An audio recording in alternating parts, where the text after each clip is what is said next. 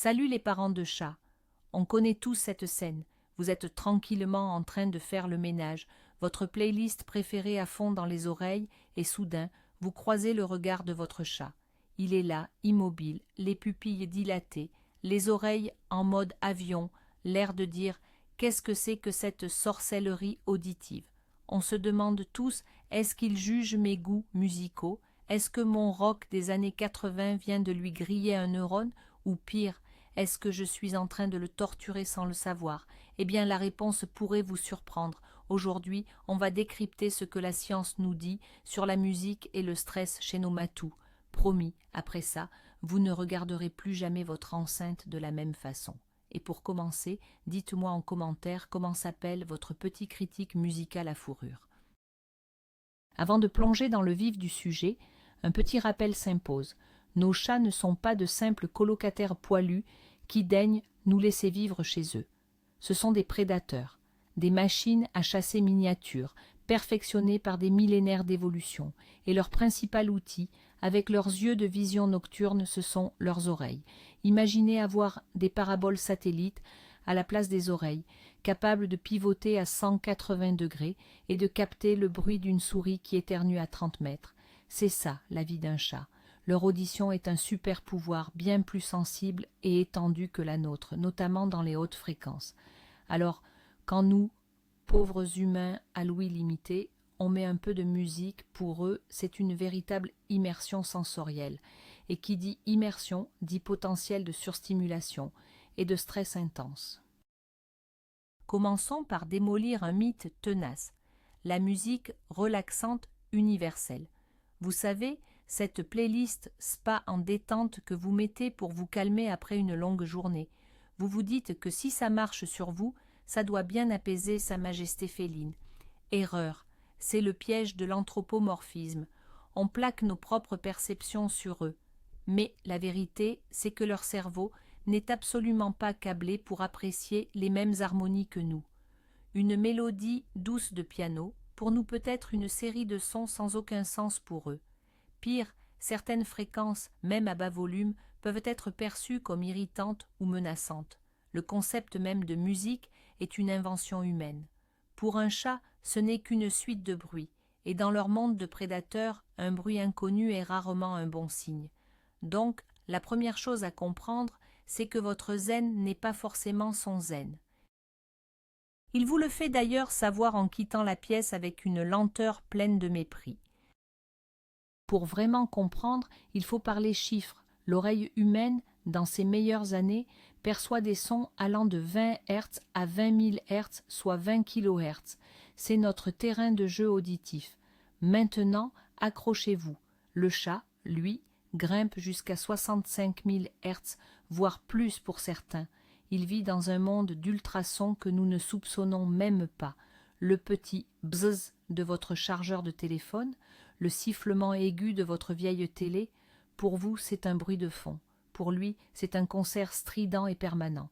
Ce super pouvoir leur permet de localiser une proie avec une précision chirurgicale. Mais dans notre environnement domestique moderne, ce don devient un fardeau. Nos maisons sont des champs de mines acoustiques pour eux. Chaque appareil électronique, chaque ampoule, chaque gadget émet des fréquences que nous n'entendons pas, mais qui bombardent leurs oreilles sensibles en continu. C'est comme essayer de dormir à côté d'une alarme incendie que vous seriez le seul à entendre. Voici l'erreur numéro 1, la plus courante et la plus simple à corriger, le volume trop fort. On a souvent tendance à sous-estimer à quel point leur audition est amplifiée par rapport à la nôtre. Un volume qui nous semble confortable pour écouter les informations à la télé peut être l'équivalent d'un concert de hard rock pour votre chat. Pensez à l'aspirateur. Pourquoi tous les chats le détestent-ils avec une passion si viscérale ? Ce n'est pas juste le bruit, c'est l'agression auditive totale. Le volume, combiné aux fréquences aiguës du moteur, est une torture. Eh bien, votre système de son surround, même à 30% de sa puissance, peut produire un effet similaire sur la durée. Le chat ne va pas forcément fuir à toutes jambes comme pour l'aspirateur, mais il va subir un stress de bas niveau, mais constant. Ce stress s'accumule et peut se manifester par de l'irritabilité, de l'agressivité ou des problèmes de santé à long terme. La règle d'or est simple. Si vous pouvez entendre la musique clairement depuis une autre pièce, c'est probablement trop fort pour votre chat. La science derrière cette sensibilité est fascinante. L'oreille externe du chat, ce qu'on appelle le pavillon, est une merveille d'ingénierie. Elle est contrôlée par plus de 30 muscles, contre seulement 6 chez l'humain. C'est ce qui leur permet de faire pivoter leurs oreilles comme des radars indépendants pour localiser l'origine d'un son avec une précision redoutable au degré près. Cette forme d'entonnoir amplifie les ondes sonores et les dirige vers le tympan. C'est un peu comme s'ils se promenaient en permanence avec 2 cornets acoustiques collés sur la tête. Cette amplification naturelle rend chaque son beaucoup plus intense pour eux. Quand vous combinez cette amplification physique à leur capacité à entendre des fréquences très élevées, vous obtenez un animal extrêmement vulnérable à la pollution sonore de nos foyers. C'est pour cette raison qu'un chat peut être profondément endormi et se réveiller en sursaut au simple bruit d'une clé qui tombe, un son que vous auriez à peine remarqué. Passons à l'erreur numéro 2, sous-estimer le pouvoir maléfique des basses fréquences. Vous adorez sentir les basses de votre film d'action préféré vibrer dans votre poitrine. Votre chat, lui, a l'impression qu'un tremblement de terre annonce l'arrivée d'un monstre géant. Les sons graves, les boum-boum profonds, sont particulièrement anxiogènes pour les chats. Dans la nature, les sons de basse fréquence sont souvent associés à des menaces. Le grognement d'un grand prédateur, un orage qui approche, un glissement de terrain. Leur instinct leur hurle, danger imminent, trouve une cachette. De plus, les chats ne font pas qu'entendre les basses, ils les ressentent.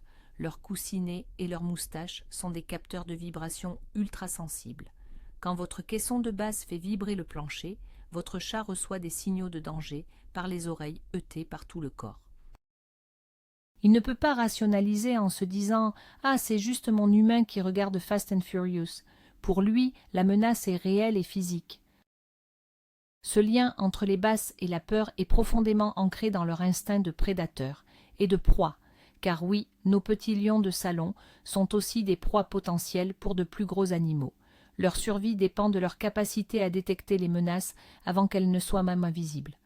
Les vibrations dans le sol sont un signal d'alarme primaire. Elles indiquent l'approche de quelque chose de grand, de lourd et probablement pas très amical. Votre home cinéma, avec ses explosions et sa musique épique, simule parfaitement cette situation de danger. Vous voyez votre chat se tapir, regarder partout, chercher une issue. Ce n'est pas qu'il est peureux, c'est que son système d'alarme interne est en alerte maximale. Il est en train de revivre un scénario de survie préhistorique au milieu de votre salon. C'est épuisant et incroyablement stressant pour son système nerveux. La prochaine fois que vous choisirez un film, pensez peut-être à une comédie romantique plutôt qu'à un blockbuster apocalyptique. Maintenant, l'erreur numéro 3. Les sons aigus et soudains. Si les basses sont une menace sourde, les hautes fréquences stridentes sont une alerte immédiate. Pensez au crissement de frein, à une alarme, au son d'un verre qui se brise. Ces sons activent instantanément la réaction de lutte ou fuite. Dans la musique, un solo de guitare électrique très aigu, une note de synthétiseur perçante, ou même certains chants d'opéra peuvent avoir exactement le même effet. Pourquoi ? Parce que ces sons ressemblent aux cris de détresse de petites proies, comme les rongeurs ou les oiseaux.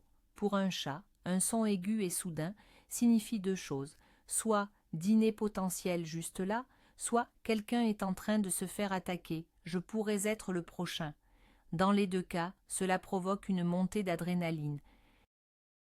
Si ces sons sont répétés dans une chanson, votre chat est soumis à une série de mini-chocs électriques émotionnels, ce qui est tout sauf relaxant. C'est un véritable ascenseur émotionnel dont il se passerait bien. Il est crucial de comprendre que ce stress auditif n'est pas juste une petite peur passagère. Quand il est constant, il devient chronique. Chaque son agressif déclenche dans le corps de votre chat la libération d'hormones de stress, comme le cortisol et l'adrénaline. C'est une réaction normale et utile pour survivre face à un danger ponctuel, mais si l'environnement est constamment bruyant, le corps reste en état d'alerte permanent. Ce bain de cortisol continu peut avoir des conséquences désastreuses sur sa santé. Il peut affaiblir son système immunitaire, le rendant plus vulnérable aux maladies. Il peut causer des problèmes digestifs, des troubles urinaires comme les cystites idiopathiques et des problèmes de peau dus à un toilettage excessif et anxieux. Le bruit ne fait pas que déranger votre chat, il peut littéralement le rendre malade. Un environnement sonore paisible n'est pas un luxe, c'est une nécessité médicale pour le bien-être de votre animal. Ce qui nous amène à l'erreur numéro 4, qui est peut-être la plus triste, ignorer leur langage corporel. Les chats sont des maîtres de la subtilité. Ils ne vont pas venir vous dire « Dis donc l'humain, pourrais-tu baisser cette musique assourdissante ?» Ils communiquent leur inconfort par une multitude de petits signaux que nous devons apprendre à décoder. Votre chat se lèche les babines de manière répétée alors qu'il n'a pas mangé. C'est un signe de stress. Ses oreilles sont aplaties sur le côté ou vers l'arrière, en mode avion. Il est anxieux. Sa queue bat l'air par grands coups secs et rapides. C'est de l'agacement, voire de la colère. Il se met à bâiller nerveusement. Ses pupilles sont rondes et dilatées, même en pleine lumière. Il cherche à se cacher sous le canapé. Tous ces signes sont des appels à l'aide. Il vous dit, à sa manière, « Stop, ça ne va pas, je suis dépassé. » Apprendre à lire ces signaux, c'est comme apprendre sa langue. C'est la base d'une relation de confiance et de respect mutuel. Allons plus loin et devenons de véritables décodeurs du langage félin. La queue est un baromètre émotionnel incroyable. Une queue droite pointée vers le ciel avec une petite courbe au bout, c'est un « bonjour, je suis content de te voir ». Une queue qui frétille à la base, c'est de l'excitation. Mais une queue basse, voire rentrée entre les pattes, c'est de la peur. Et une queue qui gonfle comme un goupillon, c'est la terreur ou la défense ultime. Pareil pour les oreilles. Des oreilles droites pointées vers l'avant, c'est de la curiosité. Des oreilles qui pivotent pour capter les sons, c'est de l'attention. Mais dès qu'elles s'aplatissent, c'est un signal négatif. Plus elles sont collées au crâne, plus le sentiment, peur ou colère, est intense. Observez votre chat, la prochaine fois que vous mettrez de la musique. Regardez ses oreilles, sa queue, ses yeux. Il vous donnera un avis bien plus honnête sur votre playlist que n'importe quelle critique musicale. C'est un super pouvoir que nous avons tous, celui d'observer et de comprendre notre compagnon. Bon, après ce tableau un peu apocalyptique, vous êtes probablement en train de regarder votre chaîne Hi-Fi avec l'envie de la jeter par la fenêtre. Calmez-vous, la solution n'est pas de vivre dans un silence monacal. Alors, toute musique est mauvaise pour les chats ? La réponse est un grand non. Il existe une solution, une sorte de saint graal musical pour félins, et elle est validée par la science. Oubliez la musique classique, oubliez les sons de la nature, oubliez le jazz. Tout ça, c'est encore de la musique pensée par des humains, pour des humains. La vraie révolution, c'est ce qu'on appelle la musique spécifique à l'espèce. C'est un concept qui peut paraître étrange, mais qui est d'une logique implacable. L'idée est de créer des compositions musicales en utilisant des sons et des fréquences qui ont un sens et une pertinence dans le monde d'un chat. C'est comme si on arrêtait de leur parler en chinois pour enfin leur parler dans leur propre langue. Cette idée géniale nous vient notamment d'une étude de 2015 menée par le psychologue Charles Snowdon et le compositeur David Tay. Ils sont partis d'un principe simple. Pour qu'une musique soit appréciée, elle doit utiliser des fréquences et des tempos qui correspondent à l'espèce qui l'écoute. Pour les humains, notre musique est souvent basée sur notre rythme cardiaque au repos et sur la gamme de fréquences de notre voix. Logique. Alors, pourquoi ne pas faire pareil pour les chats ? Ils ont donc composé des morceaux en se basant sur deux éléments clés de l'univers sonore félin. Premièrement, le tempo est calqué sur le rythme du ronronnement. Deuxièmement, les mélodies utilisent des fréquences et des glissandos, des notes qui glissent d'une hauteur à l'autre, qui imitent les miaulements et les vocalisations des chats. Le résultat ? Une musique qui a prouvé, en laboratoire, qu'elle réduisait visiblement les signes de stress et augmentait les comportements d'affiliation chez les chats testés. Mais alors, ça ressemble à quoi concrètement la musique pour chat? Si vous vous attendez à entendre un remix de miaou sur un beat de ronronnement, vous n'êtes pas si loin, mais c'est bien plus subtil. Imaginez une base rythmique très douce et profonde qui rappelle le ronron d'une mère chat. C'est une pulsation rassurante, associée dès la naissance à la sécurité et au bien-être. Par-dessus, au lieu d'un violon ou d'une guitare, vous aurez des instruments qui créent des sons glissants dans des registres très aigus, similaires à ceux d'un miaulement ou du bruit de succion d'un chaton qui tète. C'est une musique qui ne cherche pas à raconter une histoire ou à provoquer une émotion complexe comme la musique humaine. Son seul et unique but est de dire au cerveau du chat « Tout va bien, tu es en sécurité, tu peux te détendre ». C'est une sorte de berceuse biologique composée dans leur langue maternelle. Vous pouvez trouver de nombreux exemples sur YouTube en cherchant Music for Cats. Plongeons un peu plus dans la technique. Les fréquences utilisées dans cette musique spécifique sont cruciales. Elles se situent principalement dans la gamme vocale du chat, qui est environ une octave plus haute que celle de l'humain. C'est pourquoi ces mélodies peuvent nous paraître un peu étranges, très aiguës et planantes. Pour nous, ça manque de corps, de basse, de la structure à laquelle nous sommes habitués. Pour un chat, c'est une conversation. Les compositeurs de musique pour chat utilisent des instruments comme le violoncelle pour créer les sons de ronronnement, mais aussi des instruments électroniques pour générer ces glissandos très spécifiques. C'est un travail d'orfèvre sonore. L'idée est de déclencher une réponse instinctive et positive. Quand un chat entend ces sons, son cerveau les reconnaît comme familiers et non menaçants. Il n'a pas besoin de les analyser, de se demander d'où ils viennent. C'est un signal de calme plat qui permet à son système nerveux de se mettre en pause. Et voici l'erreur numéro 5, la plus contre-intuitive. Penser que le silence total est la solution idéale. Après tout ce qu'on a dit sur le bruit, on pourrait croire que la meilleure chose à faire est de vivre dans un mutisme complet. Mais ce n'est pas tout à fait vrai. Les chats sont des créatures de routine et d'habitude. Ils s'habituent à un certain paysage sonore. Un silence complet et soudain peut être tout aussi anxiogène qu'un bruit fort. Pourquoi? Parce que dans la nature, le silence total signifie souvent qu'un prédateur est en chasse. Tous les petits animaux se sont tus et cachés. Un silence de mort est donc un signal d'alerte.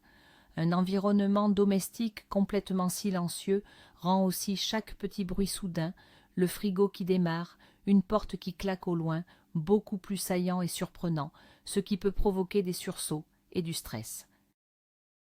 L'idéal n'est donc pas l'absence de son, mais la présence de sons contrôlés, doux et constants. La solution à ce paradoxe du silence, c'est le pouvoir du bruit de fond. Vous avez sûrement déjà entendu parler du bruit blanc, ce son constant qui ressemble à un souffle ou à une radio mal réglée. Il est très efficace pour masquer les autres bruits et aider les humains à se concentrer ou à dormir. Pour les chats, on recommande souvent le bruit rose, pink noise.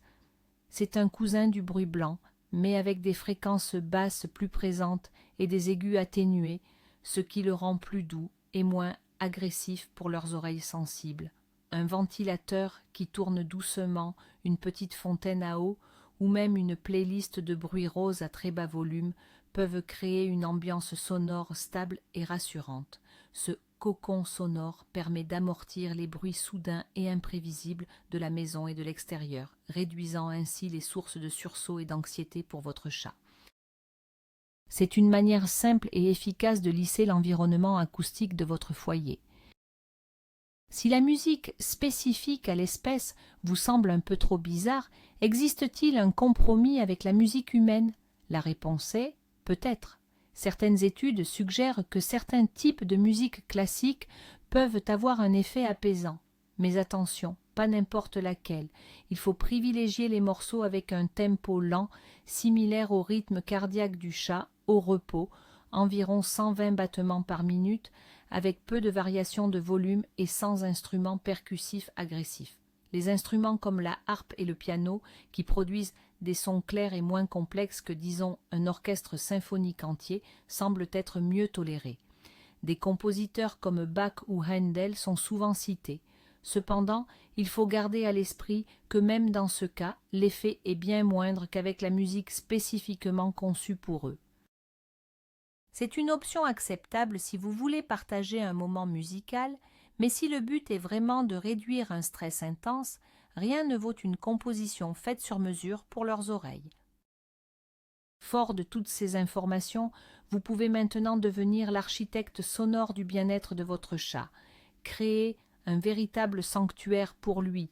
La première étape est de lui aménager un safe space, une zone de la maison où le bruit est minimal. Ça peut être un placard aménagé, un coin sous un lit avec une couverture douillette, c'est son bunker anti-stress. Ensuite, utilisez la musique pour chat de manière stratégique. Ne la laissez pas tourner en boucle toute la journée, elle perdrait de son efficacité.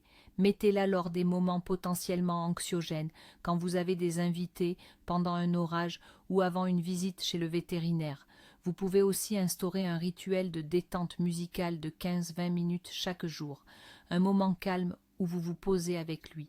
Cela renforcera l'association positive entre cette musique, le calme et votre présence rassurante. Vous devenez le DJ de sa sérénité. Pour finir, faisons un petit tour d'horizon rapide et amusant des sons du quotidien, qui sont de véritables films d'horreur pour nos chats. Le grand gagnant est, bien sûr, le sac en plastique. Ce froissement imprévisible et ses hautes fréquences sont insupportables. Le bruit du clavier d'ordinateur, surtout les claviers mécaniques très cliquables, peut être très irritant sur la durée. Le blender qui se met en route, c'est l'apocalypse. La sonnette de la porte, une invasion barbare. Le bip du micro-ondes, une alarme stridente venue de l'enfer. Même le simple fait de secouer une poubelle pour en mettre une nouvelle peut les faire détaler. Prendre conscience de ces petites agressions sonores quotidiennes permet de mieux comprendre pourquoi nos chats ont parfois des réactions qui nous semblent disproportionnées. Ils ne sont pas capricieux, ils sont juste à l'écoute d'un monde bien plus bruyant que le nôtre. Après avoir exploré la musique, les fréquences, les bruits blancs, il est temps de parler du son le plus important, le plus puissant et le plus apaisant de tous pour votre chat. C'est un son que vous produisez naturellement et il est gratuit. C'est votre voix, mais attention, pas n'importe comment. Une voix calme, douce, qui parle sur un ton légèrement plus aigu et mélodieux, ce qu'on appelle le parler bébé ou mot de res, a un effet prouvé sur les chats. Ils sont très sensibles aux intonations. Ils savent faire la différence entre une voix fâchée, une voix joyeuse et une voix tendre. Parlez doucement à votre chat, lui racontez votre journée, chantonnez une petite mélodie simple, c'est renforcer votre lien. Votre voix est associée à la nourriture, aux caresses, à la sécurité.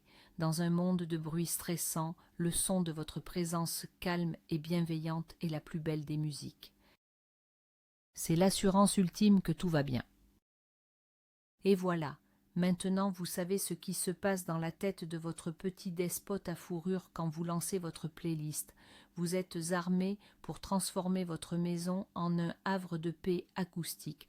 Vous savez que les basses, c'est le diable, que les ultrasons existent et que la musique pour chat n'est pas une blague. Plus important encore, vous savez que l'observation et l'écoute sont les clés. Car malgré leurs bêtises, leur quart d'heure de folie et leur snobisme légendaire, on les adore, ces boules de poil. Ils rendent nos vies infiniment plus riches et plus drôles. Alors, si cette vidéo vous a aidé à mieux comprendre votre tyran domestique, mettez un pouce en l'air, abonnez-vous pour ne manquer aucune de nos enquêtes félines et partagez cette vidéo avec un autre parent de chat qui met du heavy metal à fond. Et pour finir, dites-moi en commentaire, quel est le son, l'unique, qui fait complètement perdre la tête à votre chat?